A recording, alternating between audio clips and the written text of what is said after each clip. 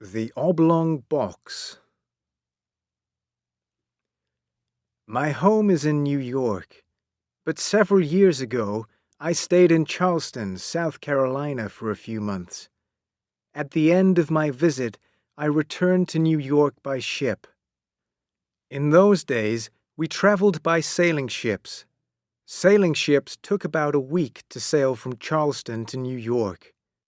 When the winds and the tides were good, the journey took 6 days. If there was little wind and we had to wait for a good tide, the journey took 8 days. There were no regular days and times for ships to sail. Passengers went to a shipping office. They asked a clerk where ships were going. The clerk told the passengers the names of the ships and their destinations. Then he wrote the passengers' names beside the names of the ships. The captains of the ships looked at this list. Then they sent messages to the passengers when their ships were ready. A ship was going to sail from Charleston in the middle of June. Its destination was going to be New York.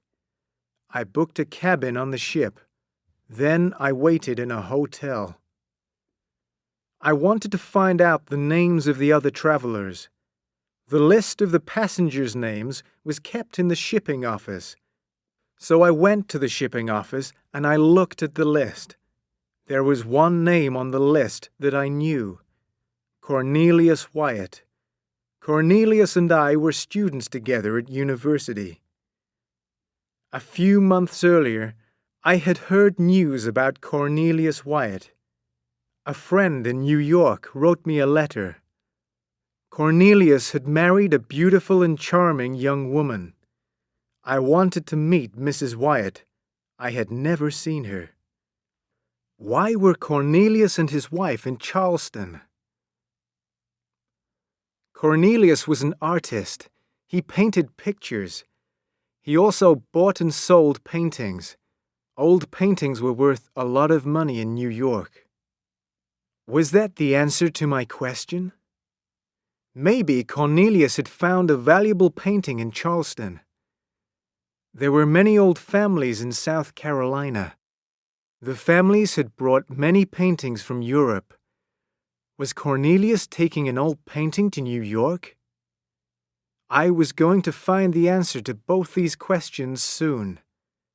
We were traveling together on the same ship. A captain sent a message. His ship was going to sail to New York the next day, June 15th. I went to the harbor and boarded his ship. I looked at the list of passengers and their cabins. Cornelius Wyatt had booked 3 cabins. He had the 2 cabins opposite mine and the cabin beside mine. He was not traveling alone. He had 3 ladies with him: his wife and his 2 sisters. The 2 sisters were in a cabin opposite my own cabin. I expected Cornelius and his wife to take the second cabin opposite mine.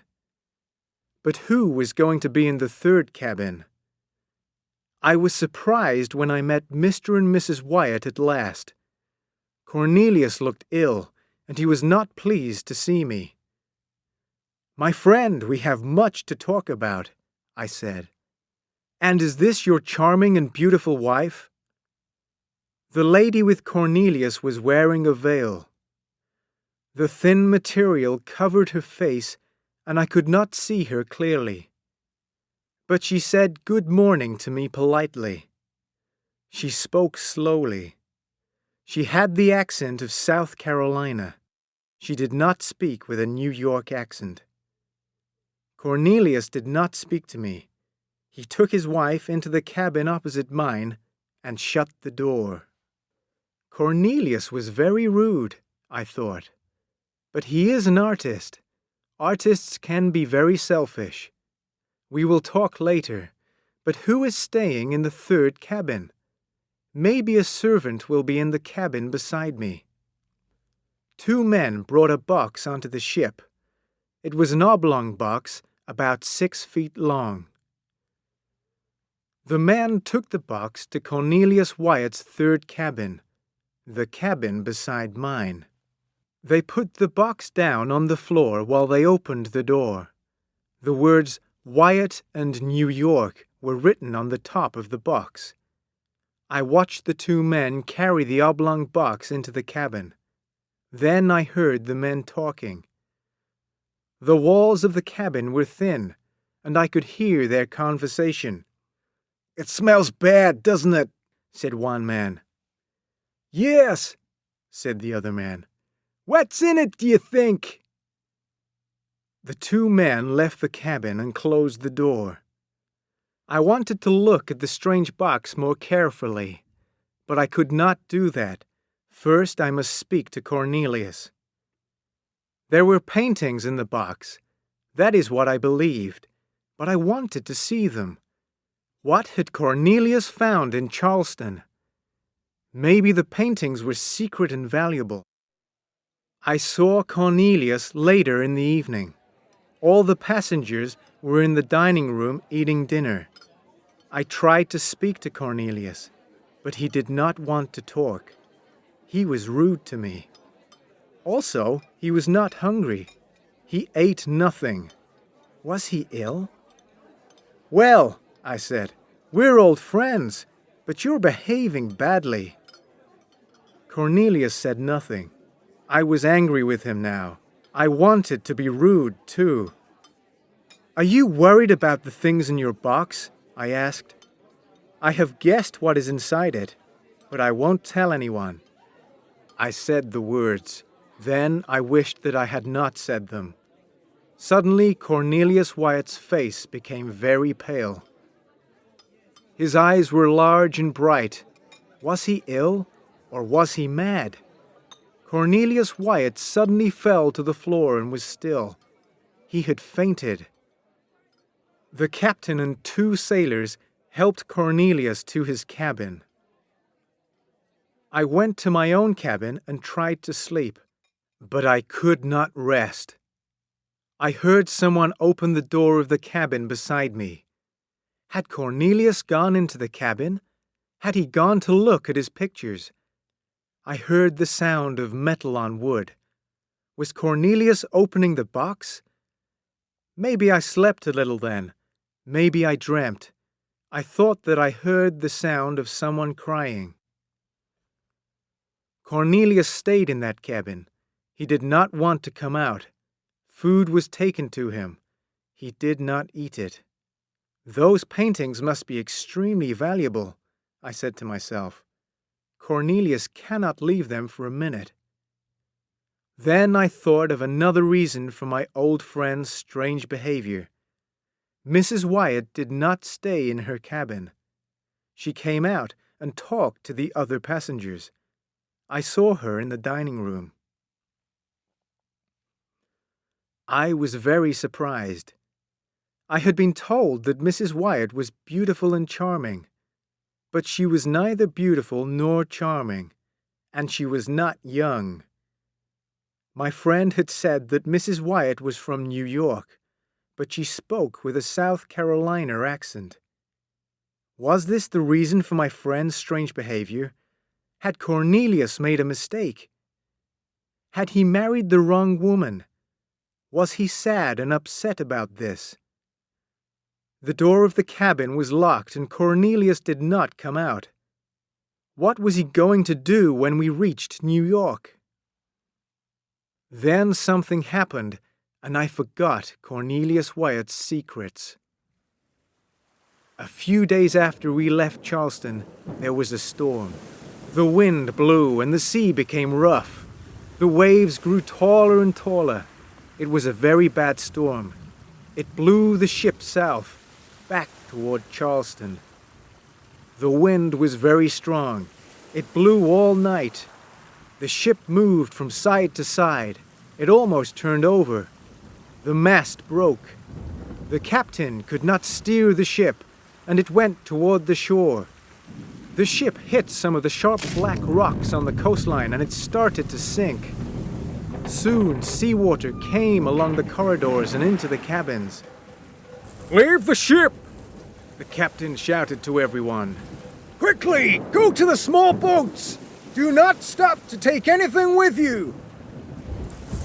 I ran out of my cabin and I saw Mrs. Wyatt. I saw Cornelius Wyatt's 2 sisters. The sailors helped us to get into a rowboat. There were 15 of us in the boat. The captain was with us. It was daylight, but black clouds were in the sky. We could see land 2 miles away. The wind was blowing toward the land. We looked up at the ship. It was now low in the water. The ship was sinking. Soon it was going to be under the sea. Suddenly, we saw Cornelius Wyatt. We had forgotten him. Cornelius was pulling the oblong box toward the side of the ship. He was pulling the box toward our rowboat. His eyes were wild. He was terribly frightened. "Mr. Wyatt!" shouted the captain. "Get into this boat now! The ship is sinking!" "I cannot leave my box," Cornelius replied. "I must get into the boat with my box." "No!" shouted the captain. "We can only take you! You cannot bring your box! Quick, get into the boat! The ship is sinking!" "I cannot leave my box," Cornelius shouted again. "Is your box more important than your life?" I shouted. Cornelius looked at me. I saw madness in his eyes. He hated me. He hated my question. "Yes, yes, yes!" Cornelius shouted. He lifted the box onto the side of the ship. As he pushed it over the side, he held onto it. The box and Cornelius fell into the sea. Both the man and the box went straight down into the water. Cornelius and the oblong box did not come up again. "Get the boat away from the side of the ship!" shouted the captain. We pulled on the oars and the rowboat moved away from the sinking ship. In a few minutes the ship had sunk beneath the sea. The wind blew our rowboat to the shore. At last we were safe. A month later, I met the captain again. We talked about the storm and our escape from the sinking ship. We talked about Cornelius and the oblong box. "It was a mistake to bring that box onto the ship," the captain said. "The box brought bad luck to the ship. I did not want to take the box." "What was in the box?" I asked. "The body of Mr. Wyatt's dead wife," the captain replied. "Mr. Wyatt's wife died suddenly on June 14th. She died in Charleston on the day before we sailed. Mr. Wyatt had to return to New York, and he wanted to take his dead wife's body with him. None of the other captains wanted to carry a dead body in their ships. Some people believed that it is bad luck to keep a dead person on a ship. But Mr. Wyatt asked me again and again. He became very upset. At last I agreed. He lied to the shipping clerk and the other passengers. He said that there were valuable paintings in the box." "So who was the Mrs. Wyatt that I met?" I asked him. "She was his servant," said the captain. "Wyatt loved his beautiful wife very much. Only I knew the truth."